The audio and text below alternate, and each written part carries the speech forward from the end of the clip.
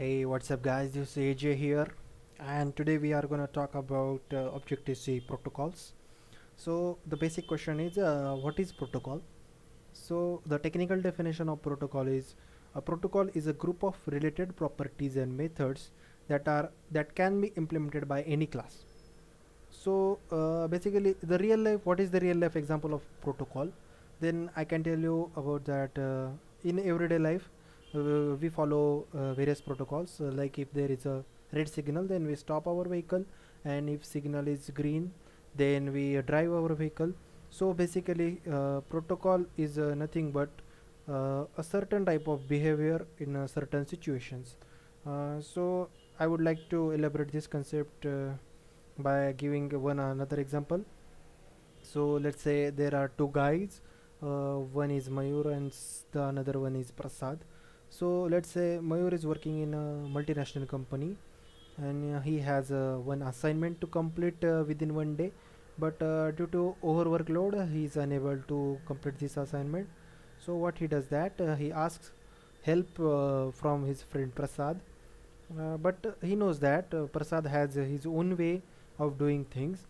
So what Mayur does is that he asks Prasad to help him. Prasad gladly accepts and says him to that he would love to help him to complete his assignment. Then, but Mayur says to Prasad is that you know, you can complete my assignment, but in order to complete my assignment, you have to follow some methods.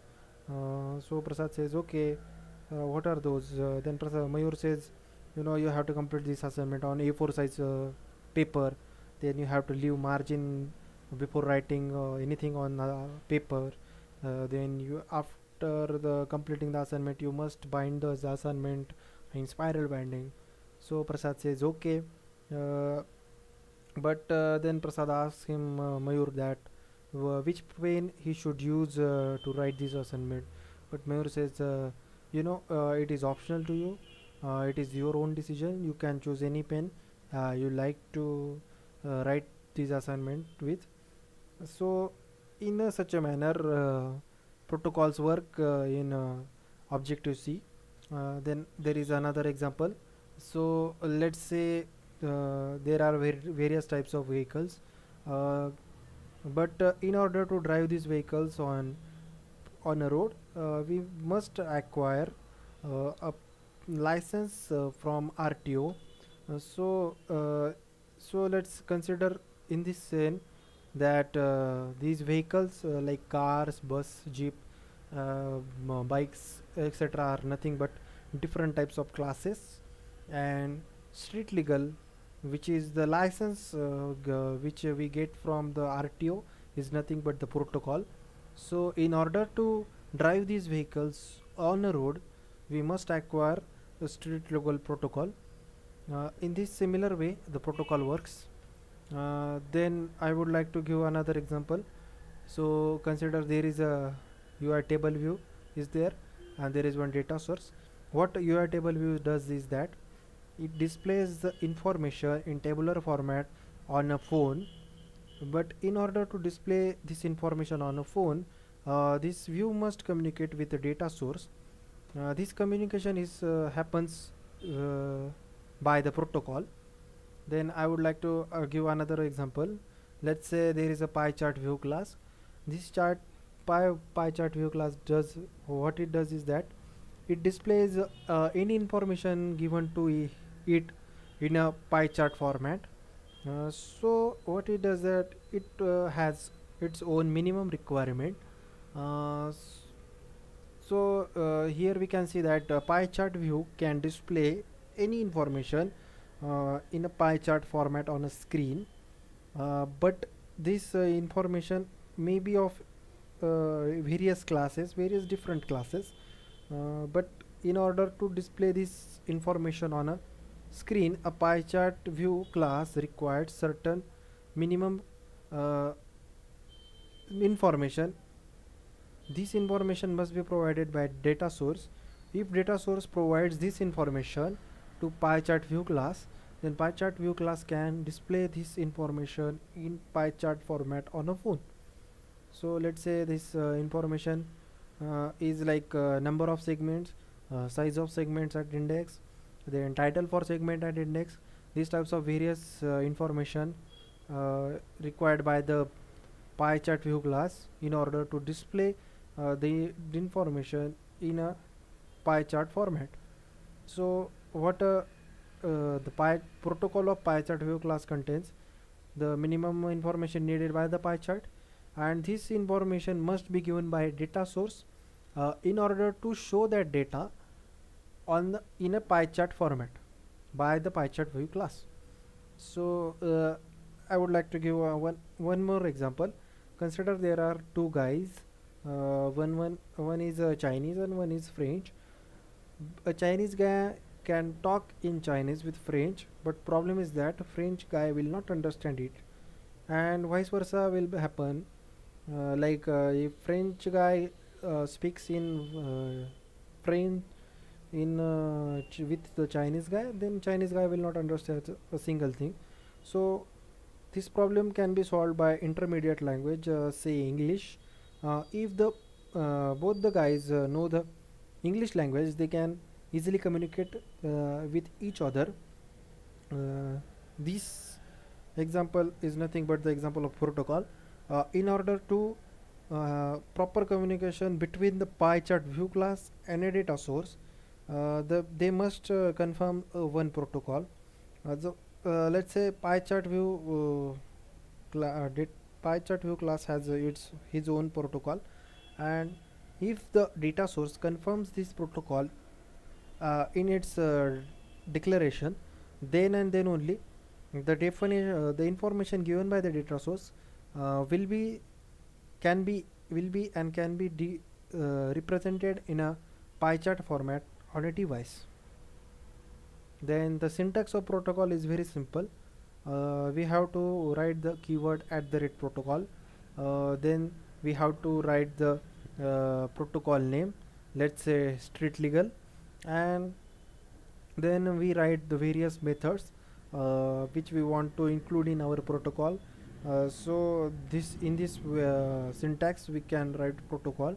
The protocols can include declarations for both instance methods and class methods as well as properties.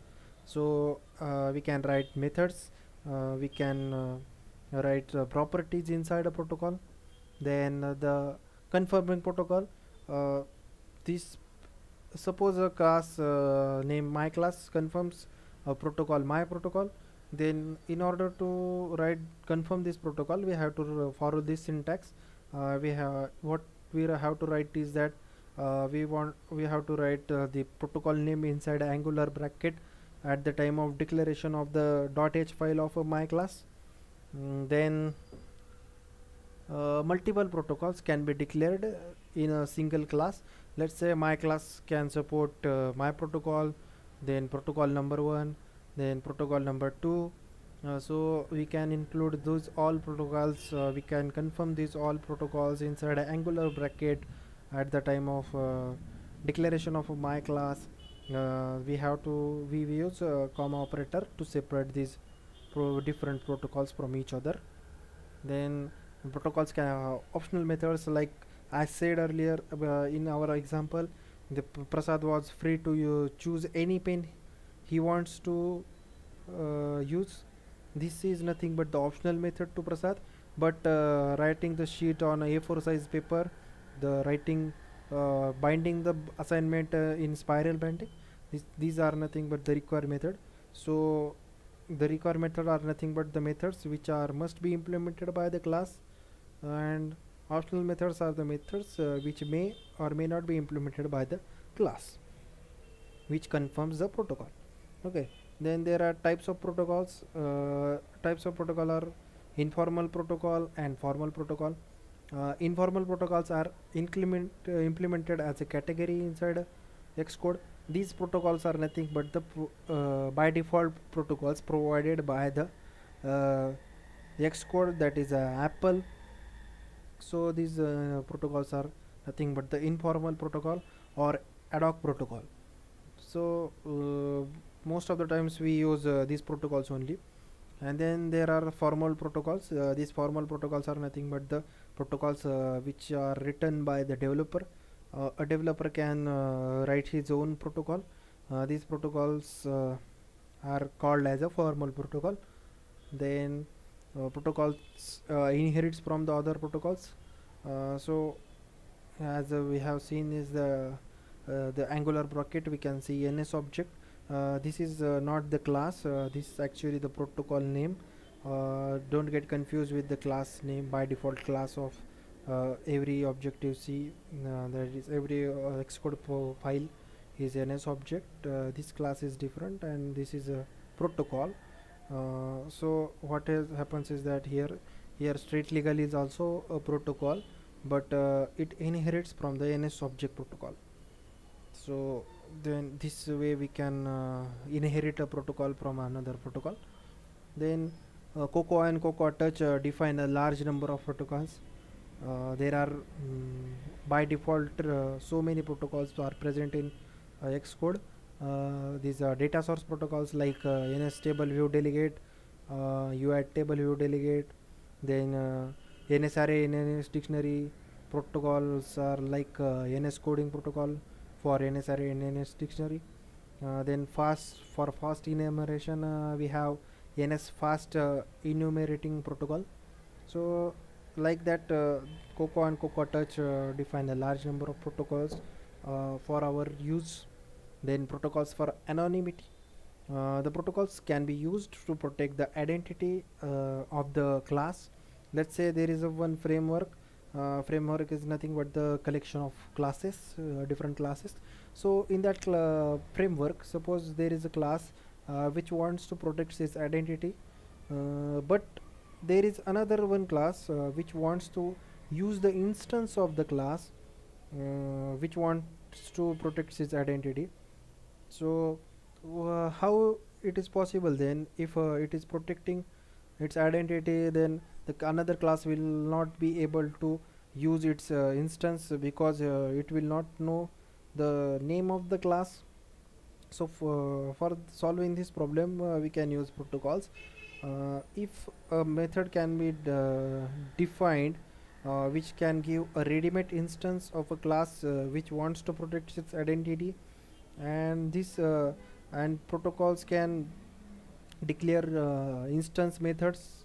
So in a way we can allow a different that is another class to access the instance of the first class which wants to protect its identity. And then if the class second class confirms the protocols generated by the class 1, then the methods of the or the instance of the class 1 can be used by the class 2 in a limited manner. Okay. Then type checking with the protocols. So there is a I want to focus you on this statement here. In this statement you can see that ID is used, which is generic reference data type. Then there is angular bracket, there is a protocol name that is a street legal protocol. Then there is a variable called mystery vehicle, and then there is a class called car. So what this statement does is that it is type checking. So what it does is that this variable which is a mystery vehicle variable catches the instance of a class which supports the street legal protocol. So in this way we can capture the any class which confirms the street legal protocol inside a variable. So here you can see that type checking is possible with the protocols. Then objects can also be checked against the protocol. So let's say this statement, focus on this statement. You can see that a mystery vehicle, like if it is a variable, if it confirms the protocol called street legal, then and then only the following actions will be happened, or following actions will be completed by the compiler. otherwise it will not execute the following statements. So this confirms to protocol is nothing but the by default protocol, which is informal protocol by the NS object. And in this way we can write different statements. We can check the objects against the protocol. Then use of protocol, the mainly use of protocol is for three purposes: to declare the methods that others are expected to implement, like we have seen that the methods informal formal protocols which may be declared, which must be declared by the developer. Then there is to declare that interface to an object while considering its class, like we have seen earlier, to protect the anonymity of the class, to protect the identity of class, we can use protocol. Then to capture the similarities among the classes that are not hierarchically related, like we have seen in our second example, the all the vehicles which want to drive on street confirms the street legal protocol. So what happens is that in type checking we can capture the class which supports which confirms the street legal protocol. This is nothing but the capturing the similarities among the different classes. So you can see here that the common thing between the different vehicle classes like bus, car, truck, jeep is that they all conforms to single protocol, that is street legal protocol. So this is nothing but the capturing similarities among the classes. Then what is the conclusion of protocol? Then protocol is a organizational tool to our collections. Like properties, we have protocols which makes our task easy. Then extends the interface of class. The classes which are not hierarchy related can be related, can be connected with each other by using protocols. Uh, this generates the dynamic bonding between the classes and the instance of the classes. So in everyday life we have to, in everyday programming life we most of the time write factory methods which are used to allocate and initialize the objects. So this is a tedious task. We have to write these factory methods again and again for many times. So to reduce this task we can use protocols, and the protocols can help us to reduce our workload. If you declare these methods in a protocol, then they get up, we don't have to declare them again and again. We can directly write our definitions. So in this way protocols works. So this is the little presentation on protocols, and hope you enjoy this, and I will meet you guys in my next video. Peace.